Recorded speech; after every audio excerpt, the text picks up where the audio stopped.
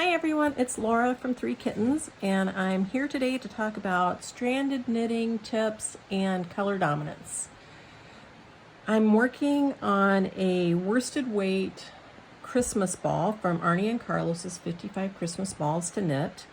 They don't recommend that you do their Christmas balls out of worsted weight yarn, but I thought it would be best for demonstration purposes, so that's what I've got. Also, they recommend using 5 double pointed needles, and you have your project on 4 double pointed needles, and then you're working with a 5th. Rather than doing that, I have opted to use Addi Flexi Flips. They're double pointed needles, but they have a little cable in the middle right here so that it bends. And that means, and there are only 3 in a package, so that means that you just have to switch your needles less often, and I'm having great success with not getting ladders, which I do often with my double pointed work. The only caveat is that because I'm only I have my work on 2 needles, I have to use stitch markers where this section would just be on a double pointed needle, and then this one would be on a double pointed needle. So it's not a big deal. It's just a little bit different than maybe what you're working on if you're doing a Christmas ball. So I am going to, let me knit a couple of stitches, and then we'll talk a little bit about how to make sure your tension is good with stranded knitting. So the key to tension with stranded knitting, because we all want to make sure we don't have a lot of puckering going on. There's a little puckering here, puckering meaning the stitches, push together a little bit. The amount of puckering that I have here is very minimal, and it will come out when I block the item. If you have a lot of puckering, so your stitches kind of do this wavy thing, what that means is that the floats that you have at the back of your work, and by float I mean these loops of yarn, your floats are too tight. How does that happen? So if you are working on your stranded knitting and you tend to keep your yarn up close to the tip of your needle, and you insert your yarn in and your needle in, and then you make your stitch, and I'm going to do this a couple of times. So your stitches are up close to your needle, to the tip of your needle, and you make your stitches. Your floats are going to be fairly short. So let's see if we can see these. Here is a float that I just did with the stitches close to the needle, and here's a float that I did before, and I'll show you how to make sure that those floats are big. You want the floats to be big enough so that they're not pulling the stitches together. So let me take those few stitches back out again, because I don't want to pucker in my knitting. And I will show you the key to making those floats longer. All right. Sorry, I got to get my yarn all back on my fingers. So the key is to make sure that you push your stitches that are on your right hand needle down away from the tip of the needle. So then your float ends up being much longer. Let's do a couple more. So push your stitches down, or spread them out, however you want to say it. And once you start doing this, it will become kind of automatic, and you won't need to really think about it too much. But when you're first learning this, just be very deliberate about pushing your stitches down on your right hand needle.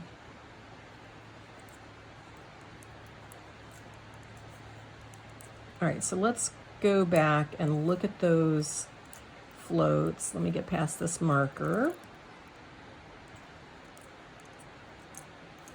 and see how long they are. So they're a nice long length for this worsted weight yarn. They're big enough for me to get the tip of my finger under, If you're working with sport weight yarn, obviously the floats will probably be a little bit smaller, but relative to the yarn size. Now let me get to the end of the needle, and I'm going to talk about the points of transition from one double pointed needle to the next, because that's going to be a section where your floats might get a little bit tighter, and we're going to talk about how to avoid that.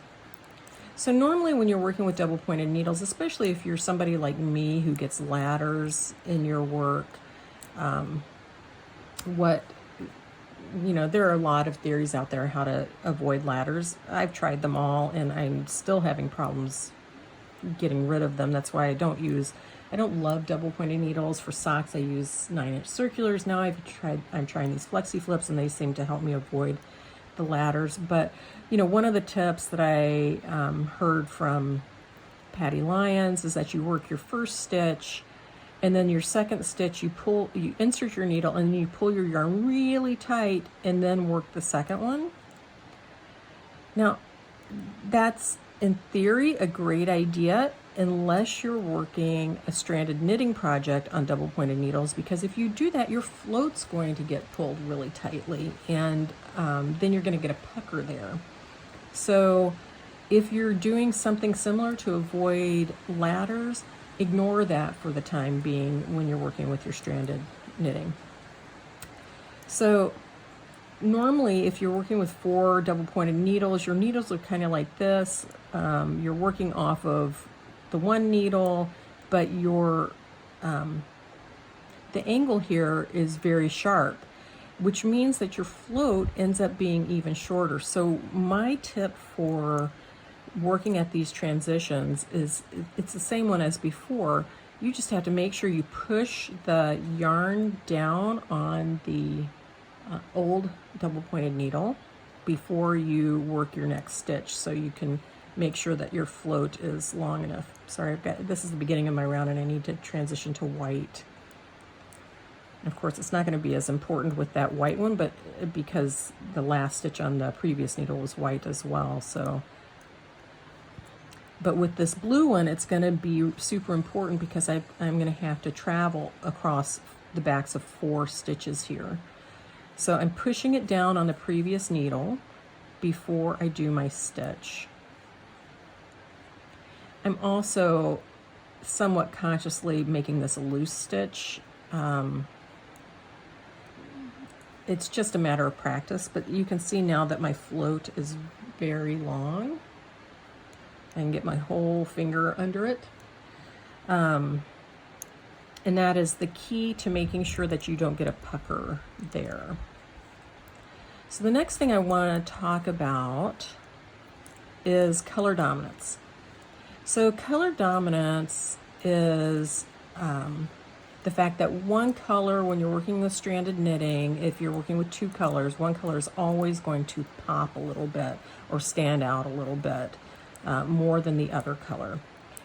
And let me get past this, and I will show you what I mean. So if you're looking at these stitches down here, the white squares, the 4 stitches, pop out a little bit more than the blue squares. They look slightly bigger than the blue squares. It's a subtle thing, but it's there, and you can tell that when it changes. So I'll show you a change in just a minute, but here's the reason this happens. When you're knitting, there's always going to be one yarn that has to travel over another yarn for to make the stitches. So the float, well, I'm going to knit a stitch with the white yarn, and when I knit this stitch, it has to travel over the strand of the blue yarn. You can see the blue yarn is coming underneath it. My float length is not any different between the white yarn and this next blue one, which doesn't have to travel over the white yarn. So the float length is the same. So what does that mean? It means that these blue stitches are actually slightly looser and bigger than these white stitches, because the float length doesn't change, but the float of the white has to go over the blue thread. So there's a little extra thickness under it, so that makes these stitches a little tighter and a little smaller than the blue stitches. That means that the blue stitches, because the stitches are a little looser and bigger, let me fix this mistake that I had here. You know what? Let me back up just a second because I messed up my pattern. All right, I've got my stitches back to where or my knitting back to where it needed to be in order to fix my pattern. So what that means is that the blue stitches are going to be more dominant than the white stitches because they are looser and slightly bigger than the white stitches. This is only a problem if you are inconsistent with which hand you are carrying your knitting in, or which yarn you are bringing underneath the other yarn, which color. So for instance, let's say I put this down to go do something, and I come back and I pick it up, and I pick up the white with my left hand and the blue with my right hand, and then I start knitting. All of a sudden my blue is going over the top of the white rather than the other way around, and the color dominance will have switched. If you are a person who knits with both colors in one hand, either you're a continental or picker and your yarns are in your left hand, or if you are a thrower and both yarns are in your right hand, the theory still holds true. So I've got my blue yarn, and bear with me, this is not my preferred method of doing two color work, so it will be a little bit awkward. My blue yarn is closer to my hand, and the white yarn is closer to the tip of my finger. So when I knit the blue yarn, it goes over the white yarn. Sorry, so awkward. And when I knit the white yarn, it does not go over the blue yarn. So in this situation, if you all of a sudden switch that so that the blue yarn was coming underneath the white yarn, really, I'm gonna get it. All right. Then all of a sudden you've switched which yarn is dominant. You can see that my floats are really short on these because this is just not my preferred method of doing two color work. So the key here is consistency, consistency, consistency. If you are picking up with your,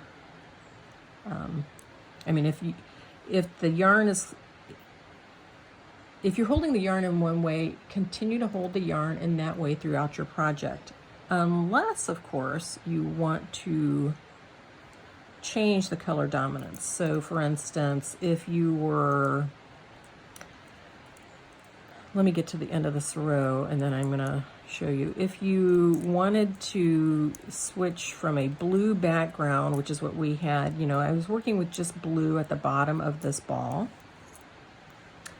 And if I wanted to have where I have the checkerboard here, if I wanted to have a white background with, say, a blue Christmas tree on it, then I might want to move the blue to my left hand because it would become the dominant color, and the white would be in my right hand because it would be the background color. So that's a situation where you purposely do that so that your motif, the Christmas tree, pops out.